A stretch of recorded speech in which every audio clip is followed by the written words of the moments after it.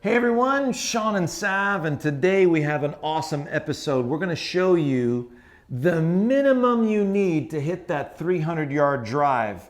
And Sav is like the perfect example for that. She's swinging between 105 and 108 miles an hour.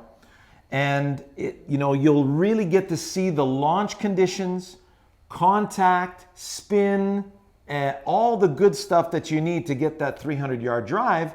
And when you practice that, you just become really good at your numbers. And when you do that, obviously, you're going to be a much better driver of the golf ball. And then, so I'll show you after, I'll try to put it over the edge. I'm nursing a little bit of an injury right now. I'm swinging 110. So you'll see, just a couple more miles an hour what that does for you. And then we're going to show you a couple of awesome drills at the end on how to pick up some easy clubhead speed from where you are. You don't want to miss this show.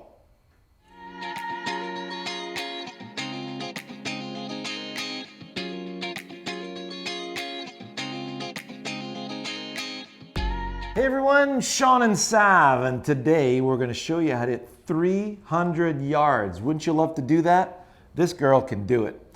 We need about 107 miles per hour. Right now you're at about 105 and you're 106.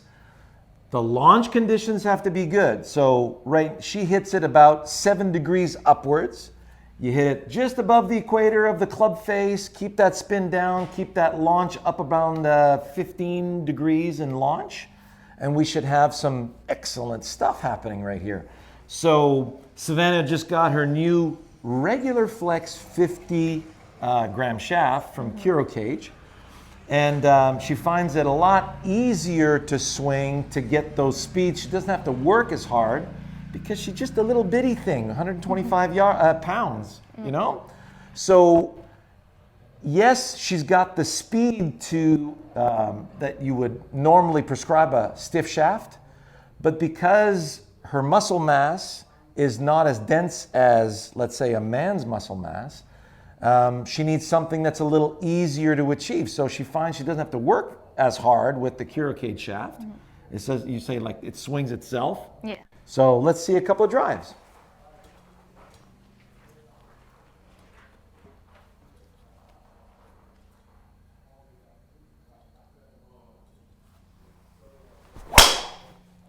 All right.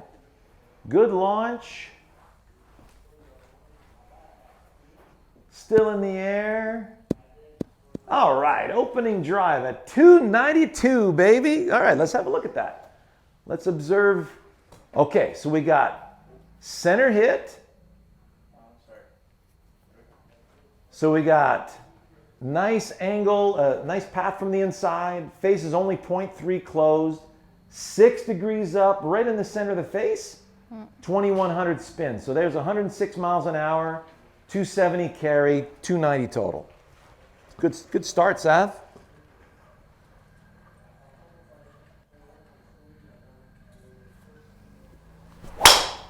Oh yeah. That one's drawn right back to center line. Hey, another 290-yard drive. We're almost there. We're almost there. Excellent. Now you're stamping it right above the equator, 106 miles an hour.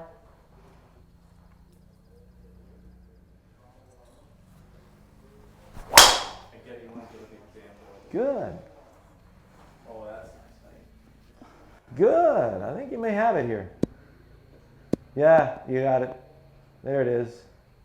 All right. Right? That felt like terrible contact too. Well, notice it hit the top of the club face. Yeah. And that killed the spin. So you actually added, so freeze it on that. It was 108 club at speed. 108? Yeah. How about that? See, comes, there you go. So 7.5 up. But because you caught it, high on the face, it killed the spin. Notice the spin's at almost, less than 1500. The path was amazing. And because your speed was almost at 108 miles an hour, there you go on a 301 yard drive. And it's playable. And it's playable, yeah. You find that. You'll find that right in the center of the fairway. So notice how we're hovering between 285 and 295 on a consistent basis, and that's what you've been playing with lately. Yeah. And you're finding it easier to do with this particular shaft. So, and for me, I'm nursing a little bit of an injury right now with my knee. My club hit speed's been 109, 110. That should put us over the edge. Yeah. Let's see what happens. So the old guy needs a little bit more of a narrow stance. Protect that knee. So I'm doing a modified diagonal narrow stance here.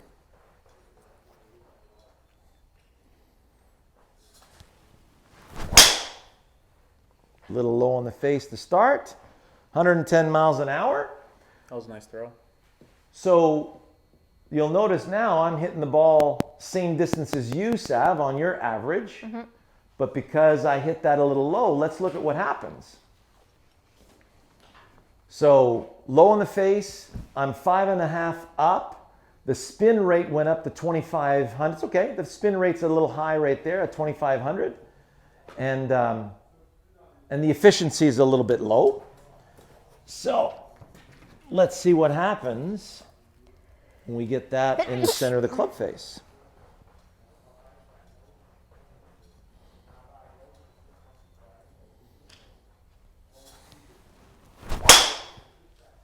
That should be pretty gosh darn good. That was high. 111 miles an hour. Get in the hole. There we go. There's 308. And so very accurate, right in the center of the green, eh, Sal? Yeah, I heard that. So see the contact just slightly above the equator, 285 carry. And notice the spin rate now is at 2,200. Angle of attack is good, 8.3. So so I had it 8.3 up, Yeah. and look at that launch, 16 degrees. So high launch, low spin with that kind of speed will get you over 300 yards comfortably every time. So let's look at a couple of easy drills here that are going to help you out. And so the first one I want to show you is you take your club upside down. Imagine it's a sword. And you got a bamboo shoot here that you want to slash through. So you're going to gather the sword and give it a good slash. So you'll feel how the weight of the sword is releasing you. So we're never trying to place the club. For all of you trying to stick handle it down the fairway, you're removing so much club speed when you're doing that. What you want to feel is absolute abandon. So if the trail hand is releasing this way, the lead hand has to yield. So if I take the club in my lead hand, be careful when you do this at first, because for most of you, you'll have a tendency to hang on to it and you'll hurt your shoulder in the process. So let's start with a couple of nice little releases. It's exactly the same as a topspin backhand in ping pong. So we're just releasing the back of the hand over the top of the ball, and we're allowing the weight of the club to do that. So notice how that elbow has to snap down for the hand to turn over. So if you're trying to hit the ball and you're not allowing the body to move toward the target, the trail hand gets stuck here and the lead arm is going to chicken wing, right? That chicken wing, that is going to really sap a lot of speed. So when we're looking for that release out here toward the target, you're looking for the whistling of the club. Hear that? So when you put the club on the, in your hands, imagine you're playing baseball now. You're going to hit a baseball over the pitcher's head. Notice how the weight of the bat turns you over. So if you've played baseball before, you understand what that release feels like. So really important to let that go. So now if I put the tee in here, and what we're going to do is we're going to take the tip of the tee and we're going to snap it out toward the target. So listen to the sound. See that? So no holds barred. We're just gathering and snapping the tip of the tee in the direction that we want the ball to go. So if I do that towards you, notice that release here? So I'm snapping the tee in that direction. I'm never trying to place or guide the club. So that's number one. Number two is something that Savannah really acquired in the latter part of this year. She really knows how to use her legs to perform that specific task. And I'm going to show you a really neat little drill here that we're going to do in the next video with Moo. And you really don't want to miss that episode. So you see that paintbrush at the end of my club? So imagine I'm taking some water, some paint in that brush, and I'm going to spray the target with it, not the ball. I'm never trying to hit the ball or whip the energy towards the ball. I want to take the paint from here and I want to send it out toward the target. And we have a really cool tool that we use called the Swing Caddy, right? From Swing Impact. We've had this in our schools for the longest time. And Sav, I want you to give it a quick demo for everyone. So you see inside this, there's a little chamber that's magnetic, and the magnet, as you give it some G-force, the magnet gets pulled away from the socket here. So let's see you do a little practice swing, Sav. All right, so she's got it at 88 miles an hour right now. Yeah. And then you're gonna crank it up to 100? Yeah. All right, so let's see you crank it at 100. So can you see how she needs to use her legs to get that to click?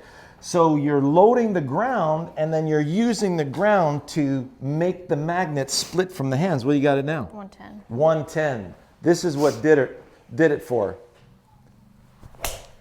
Success! Success, right?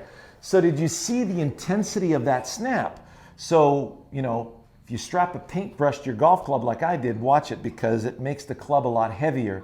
But you'll notice how we use that to really paint some awesome golf shots with the irons with Moo in the next video. You really don't want to miss that.